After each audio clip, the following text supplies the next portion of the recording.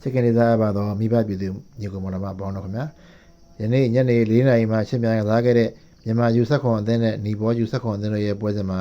မြန်မာယူဆက်ခွန်အသင်းကနီဘောယူဆက်ခွန်အသင်းကို4 ဂိုးမရှိနဲ့ဂိုးမိုးရွာပြီးတော့အနိုင်ရခဲ့ပါတယ်မြန်မာအသင်းအနေနဲ့ဒီနေ့ပွဲမှာလည်း9-4တင်းဆက်ဆံကစားခဲ့ပြီးတော့ပထမပိုင်းမှာကလေးကဥဆောင်ကိုဆွတ်ရပြီးတဲ့အချိန်မှာအမှားမရှိအောင်ထိုင်ကစားခဲ့ပါတယ်မြန်မာအသင်းအနေနဲ့ဒုတိယပိုင်းမှာတိုင်ကန်ဘောတွေကနေတစ်ဆင့်ဂိုးတွေထပ်မံသွင်းနိုင်ခဲ့ပြီးတော့စောထမြကိုလည်းအဝေးကနေလှလှပပသွင်းနိုင်ခဲ့ပါတယ်မြန်မာအသင်းအနေနဲ့ဒီနိုင်ပွဲကြောင့်နောက်ပွဲကစားရမှတ်6မှတ်ရာ9 9ပေ9တကူဂိုးကွာခြားချက် +6 ရရှိထားပါတယ်မြန်မာအသင်းအနေနဲ့စီးရီးယားကိုလည်းအနိုင်ရနိုင်ပါတယ်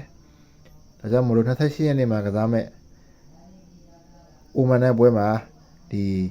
မြန်မာအသင်းအနေနဲ့ဂိုးကွာခြားချက်အသာရထားခဲ့မယ်ဆိုရင်အနည်းဆုံးတရေရရုံနဲ့ခြေစပွဲအောင်မြင်ပါပြီမြန်မာယူဆက်ခွန်အသင်းအနေနဲ့အာရှယူဆက်ခွန်ပြိုင်ပွဲမှာခြေစပွဲအောင်မြင်နိုင်မလားဆိုတော့28ရက်နေ့ကျလို့ရှိရင်ကျွန်တော်တို့ဖြေပေါ်ပါပြီ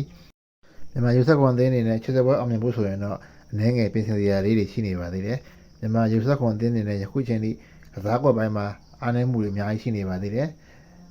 ဒါကြောင့်မို့လို့မြန်မာယူဆက်ခွန်အသင်းအနေနဲ့စီးရီးယားနဲ့အိုမန်တို့ကိုဘယ်လိုပုံစံမျိုးနဲ့ရင်ဆိုင်မလဲဆိုတာယခုတည်းကအဖြေချထားပြီးပြီလို့ကျွန်တော်တို့ယုံကြည်ပါတယ်ဟုတ်ကဲ့အဆုံးထိကြည့်ပြီးတော့ကျေးဇူးတင်ပါတယ်ခင်ဗျာကျွန်တော်တို့ရဲ့ဖော်ဝဲမြန်မာဖူဘော channel လေးကိုလည်း subscribe မလုပ်ရသေးရင်လုပ်ထားပေးပါဦးခင်ဗျာ